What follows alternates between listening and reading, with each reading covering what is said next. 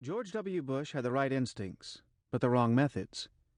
He identified the right path, but stumbled when he tried to walk it. Yet we conservatives and Republicans must face some truths about ourselves as well.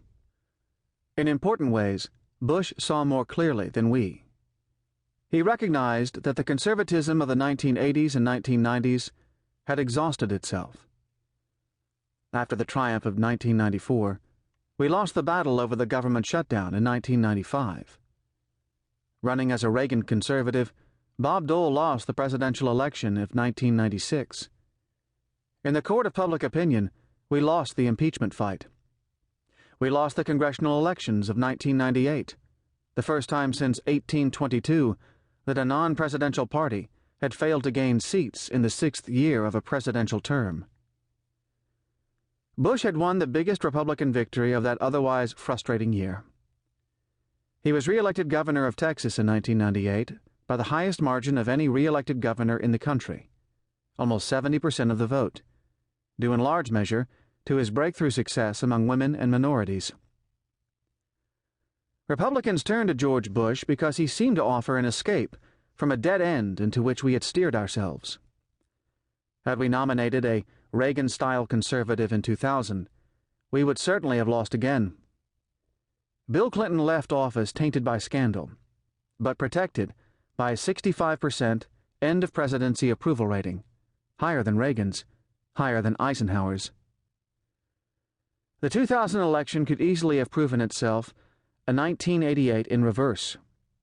Al Gore could have won a third Clinton term just as George H.W. Bush won a third Reagan term.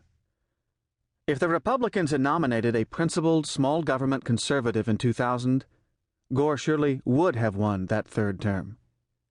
Instead, it was George W. Bush who cunningly presented himself as Clinton's true heir. Like Clinton, Bush vowed to protect Medicare and Medicaid from all proposals to retrench or reform them. Like Clinton, Bush claimed a record as an education governor. Like Clinton, Bush promised a small tax cut only after he had met all his spending priorities. Like Clinton, Bush deftly maneuvered his opponents away from the political center. By Election Day 2000, it was Gore who was running as the candidate of change. The people versus the powerful. It was George W. Bush who was promising to continue the Clinton prosperity without the Clinton scandals. Bush often told aides that his top political priority was to change the party, that is, to move it away from the Reagan-style conservatism of the 1980s toward a new, softer centrism. His party, however, believed that he was leading the nation back toward Reagan-style conservatism. This obvious contradiction placed Bush in a terrible bind from the very start. His failure to win a popular vote mandate in November 2000 tightened the bind. Bush sought to escape his dilemma through a careful balancing of policies, sometimes leaning left, sometimes right, again mimicking the Clinton model. Triangulation worked for Clinton because he ceased after 1994 to try to do anything big. Clinton ran his presidency in survival mode, avoiding risks, minimizing his political vulnerabilities. Bush, however, hated small ball. He took big risks, but he took those risks for the sake of policies radically at odds with one another. In the War on Terror, Bush triangulated between promoting democracy to defeat Islamism and supporting authoritarian allies against Islamism. He sought to defeat radical Islam with the support of radical Islam's principal backers, the Saudi monarchy and the Pakistani military. He ended up running two contradictory foreign policies and, unsurprisingly, both ended badly.